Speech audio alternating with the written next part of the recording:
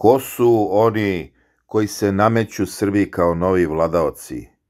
Stari lovci i trgovci.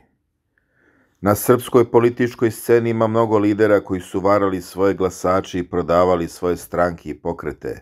Danas oni pokušavaju da, služeći svojim i interesima onih koji ih plaćaju, opet prevare građane, nudeći, nakon opšte pobune, da oni formiraju prelaznu vladu, da tako opet spasu Vučićev zločinački režim, da produže agoniju za godinu dana, kada bi oni postali novi tirani. Valjda smo ih već pročitali. Ostavka Miloša Vučevića na mesto premijera koji je saopštio javnosti obraćanjem preko RTS-a tek je juče 5. februara stigla u Narodnu skupštinu Srbije, koja treba da samo konstatuje da je premijer podneo ostavku. Srpski tiranin Aleksandar Vučić je poslednjih 12 godina uglavnom vladao tako što je često obarao vlade koje je on imenovao i koje su imale u Skupštini veliku većinu. Detalje te njegove despotije možete pročitati u ovom broju u tekstu Predraga Popovića pod nazivom Pomračenje samozvanog Boga Sunca. Vučević je najavio da će u narednih 10-15 dana biti odlučeno da li će se formirati nova vlada ili će se ići na izbore, mada u Narodnoj skupštini imaju skoro dvotrećinsku većinu. Naravno, znaju i Vučić i Vučević da im se loše piše i da neće biti ni nove vlade, ni izbora. Studenti, advokati, građani, međunarodna zajednica svi očekuju da Vučić ode s vlasti, da se krene u institucionalizaciju Srbije. Vučić povlači keca iz rukava, svoje stare lovce i trgovce.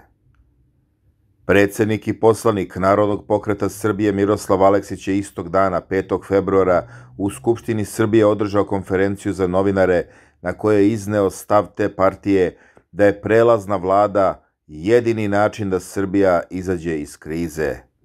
Opa, bato! On je izneo i kako bi trebalo da izgleda prelazna vlada, čiji bi ciljevi, kako smatra ta stranka, bili potpuno i hitno ispunjavanje svih zahteva studenata u blokadi.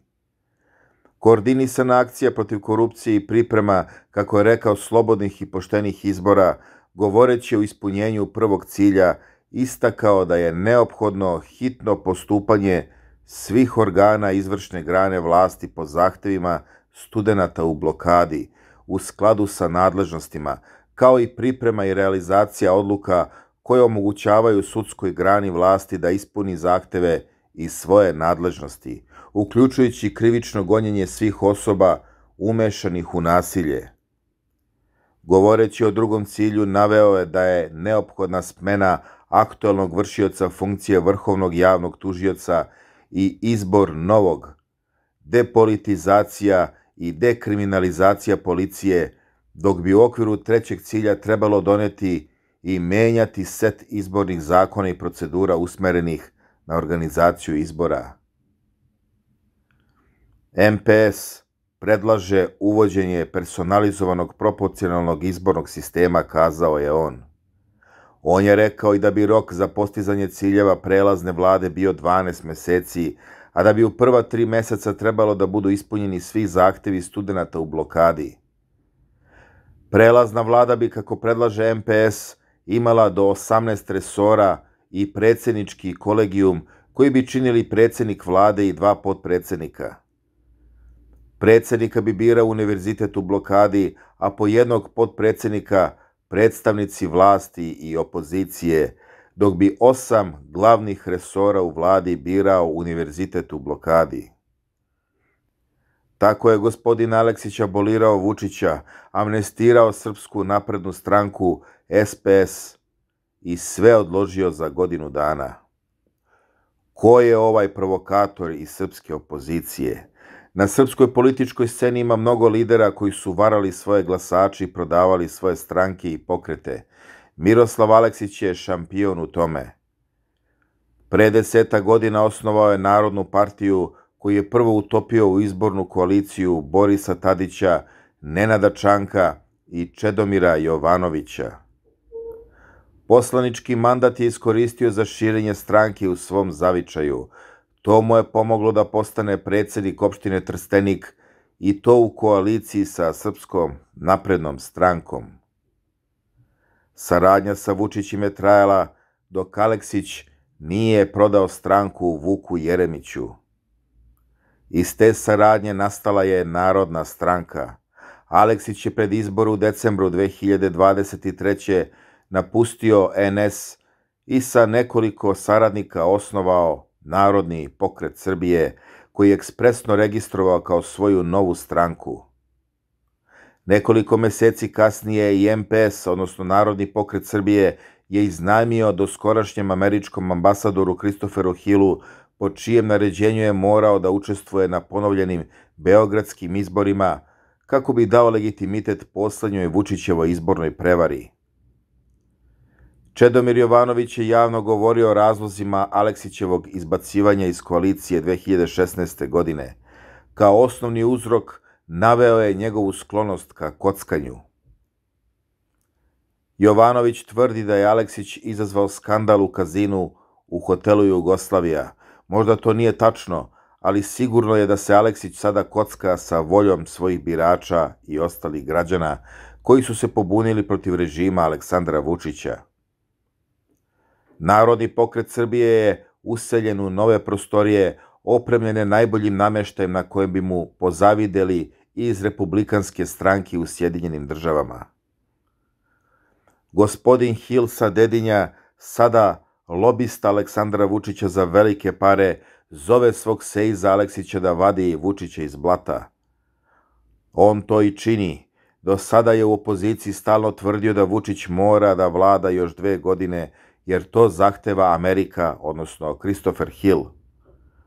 Vremena su se promenila. Hill je običan građanin.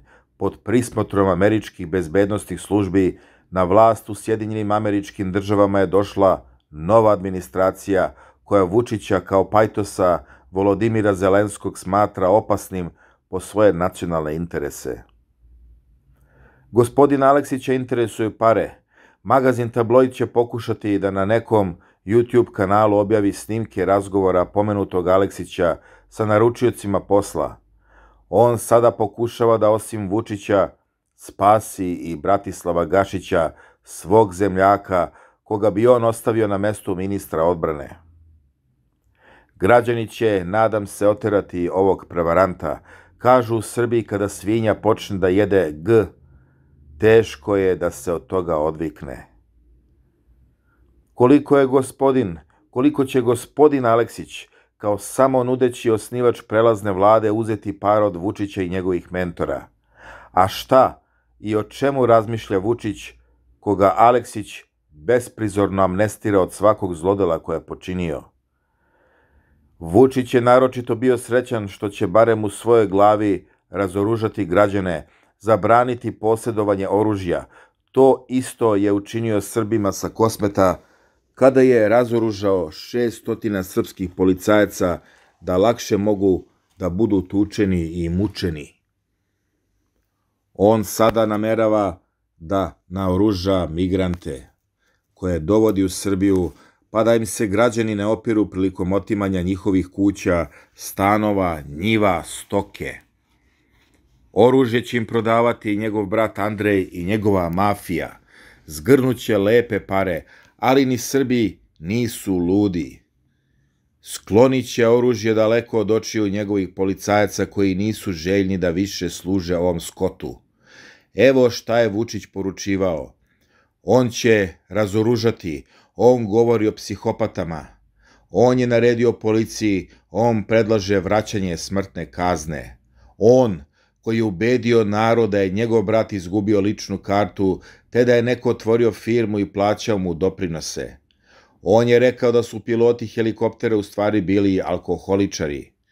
On je sakrio 2 minuta snimka iz Doljevca kako bi zaštitio stranačkog druga.